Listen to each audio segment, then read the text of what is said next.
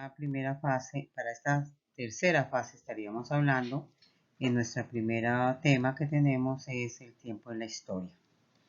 Es importante recordar que estábamos hablando de dos aspectos importantes para el estudio de las ciencias sociales, especialmente de la historia, es el tiempo y el espacio.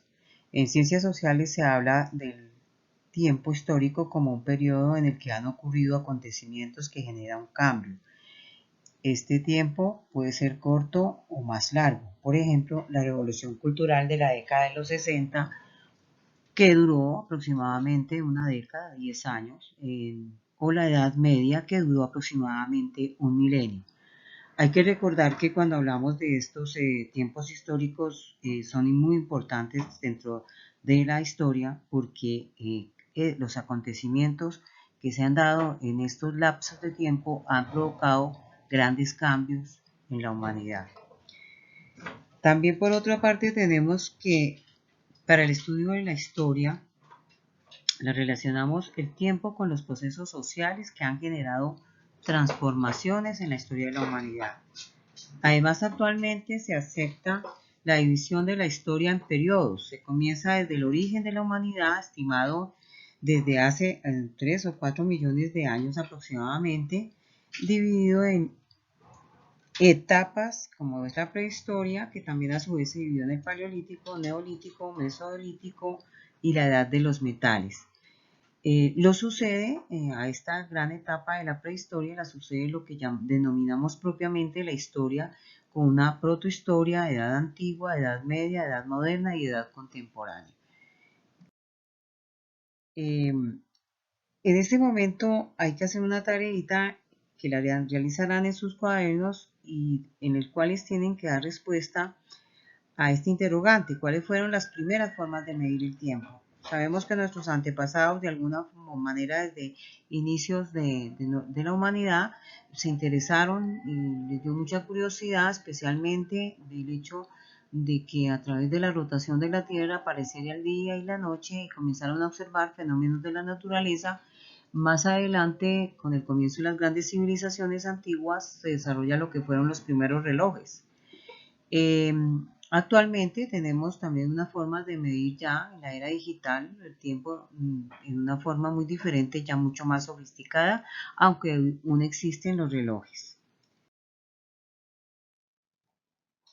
Tenemos unas ideas principales para comprender el tiempo en la historia. Los acontecimientos históricos poseen las siguientes características: son indisolubles, no pueden modificarse o eliminarse; son irreversibles, el tiempo histórico no puede volverse atrás; son irrelativos, dependen del observador, de su punto de vista y de su noción del acontecimiento. Además está la multiplicidad, pues cada observador puede interpretar un hecho y comprenderlo de manera diferente. De ahí tenemos que hay muchas formas de interpretar la historia de la humanidad. Para estudiar la historia se da la periodicización. Se trata de agrupar temas que se estudian en una cantidad específica de tiempo. Estos intervalos lo denominan los historiadores fases, eras, edades, periodos. Para el mundo occidental, una de las formas de referenciar los hechos y procesos históricos es la periodización, que se expone en tablas cronológicas. La cronología se encarga de analizar cuándo ocurrió cada hecho y los ordena en una línea de tiempo. Ustedes van a encontrar cuando vayan a la investigación, para un trabajito que van a hacer, cómo estas tablas cronológicas tienen diferente forma de presentarlas en gráficos. Hablamos de los ejes cronológicos de la historia y entonces aquí es cuando les anunciaba que deberían de hacer una tabla cronológica. Estas ideas que en su parte derecha de la diapositiva encuentran, nos habla de esos grandes periodos que el mundo occidental o los historiadores de nuestro mundo occidental han denominado la prehistoria, la edad antigua, la edad media, la edad moderna y la edad contemporánea. La prehistoria es un tiempo de la historia de la humanidad y se le dice prehistoria porque los historiadores han denominado que la historia se comienza realmente a partir de que se encuentran escritos de las antiguas civilizaciones. Entonces tenemos que la prehistoria se inicia en los confines del tiempo cuando aparecen los primeros homínidos y va hasta cuando las primeras civilizaciones inventan la escritura unos 3300 años antes de Cristo aproximadamente. A esta gran etapa de la historia se denomina, la siguiente etapa la denominamos la Edad Antigua, porque se caracterizan de las grandes civilizaciones antiguas, desde la invención de la escritura, años 3300 a.C., hasta la caída del Imperio Romano. Esta edad se caracteriza porque en ella existieron grandes imperios en la humanidad, como lo veremos más adelante. Tenemos la siguiente etapa que es desde el siglo V de la era cristiana hasta el siglo XV con el descubrimiento de América. Esta etapa también tiene unas características bien importantes que también más adelante se verán. En la Edad Moderna, que la tenemos desde el siglo XV hasta la Revolución Francesa en el año 1776. Es importante anotar que este año 1776 corresponde al siglo XVIII.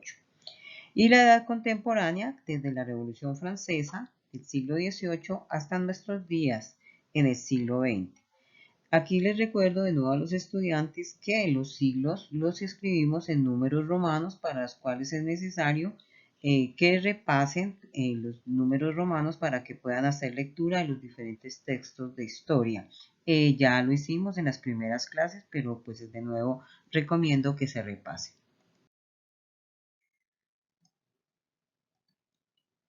Es importante anotar que también existen otras formas de medir el tiempo. Existe una corriente que desglosa la historia basada desde el punto de vista materialista, planteada por Carlos Marx en el siglo XIX y denominada el materialismo histórico o concepción materialista de la historia.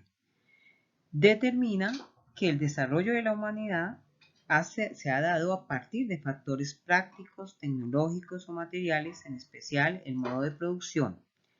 En este sentido, el ordenamiento se divide en los siguientes niveles: la sociedad comunista o primitiva, que tenía una forma de producción especial; la sociedad esclavista, que su forma de producción era la explotación del esclavo; la sociedad feudal, en donde la tierra era el centro el eje fundamental del enriquecimiento o de la riqueza; y la sociedad capitalista, que es en la que estamos, donde el capital es el que determina unos factores en la vida de la sociedad. Carlos Marx planteaba que el último estadio de la humanidad sería la sociedad comunista. O hay otra forma que los historiadores y sociólogos han señalado como también formas de dividir la historia, y son las revoluciones tecnológicas. La expresión revoluciones tecnológicas se emplea para aludir a momentos privilegiados de la historia, en los cuales la capacidad técnica de la humanidad experimenta saltos cualitativos cruciales, que a su vez desencadenan alteraciones significativas en el curso de la civilización. De acuerdo a esta aproximación, tenemos 4 grandes revoluciones tecnológicas que han determinado grandes transformaciones de la humanidad. Una es la revolución tecnológica, la revolución industrial, la revolución de la informática. Y la última, que la denominamos la revolución, o sea, está entrando en una 4ª revolución, que es la robótica. Más adelante vamos a explicar estos temas. Por otra parte, en el mundo occidental hablamos de la era cristiana. Existe un punto importante para el mundo occidental, especialmente para el cristianismo, y es el nacimiento de Cristo.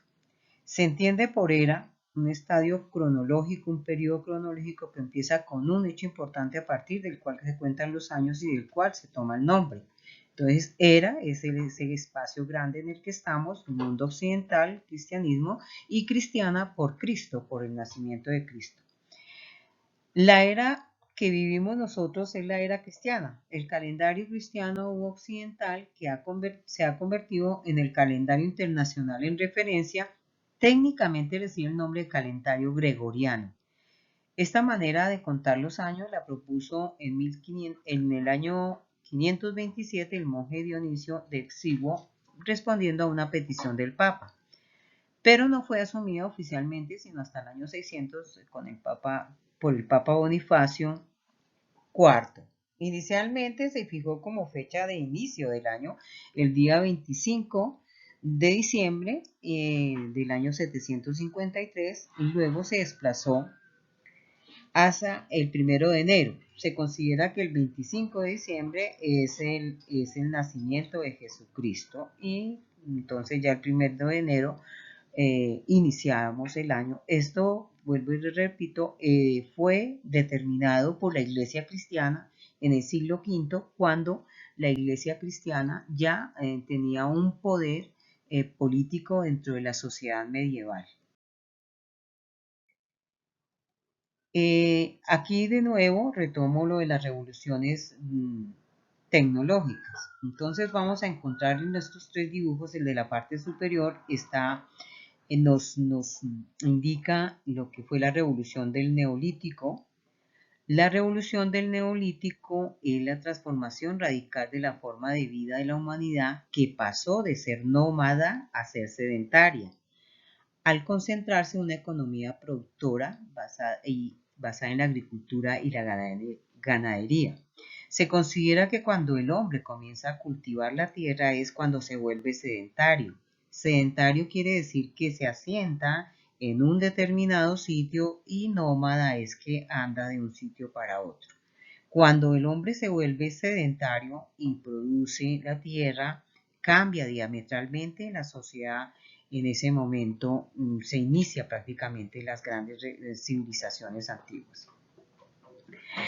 En el dibujo de la parte de abajo encontramos como primera medida la máquina a vapor, que es un signo representativo de la revolución industrial. La revolución industrial es un proceso de extraordinario desarrollo y de radical transformación que se operó en la industria y que se da en Inglaterra a partir del siglo XVIII, y también se caracteriza por el desarrollo, porque su desarrollo fue en etapas.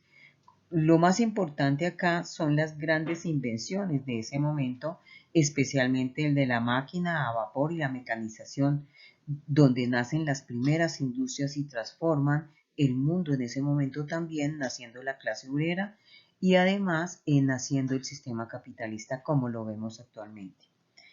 Por último, tenemos acá la revolución de la informática, que es un periodo de avances tecnológicos que abarca desde mediados del siglo XX, con la invención de la primera computadora y que va hasta nuestros días. Es gracias a esta grandes transformación, esta revolución de las tecnologías de la información, es que hoy podemos nosotros estar comunicándonos a través de estos medios de tecnologías, y evidentemente está transformando las sociedades y las va a transformar aún más. Se habla de una cuarta revolución de la tecnología, que es la robótica, que en estos momentos ya también está presentando los grandes avances en la vida de nuestra sociedad moderna, la cual veremos en una transformación bastante profunda en los próximos años. Agradezco la atención a los niños, espero que estos temitas les sirvan, los vamos retroalimentando y vamos desarrollándolo en sus cuadernos, en sus trabajos, y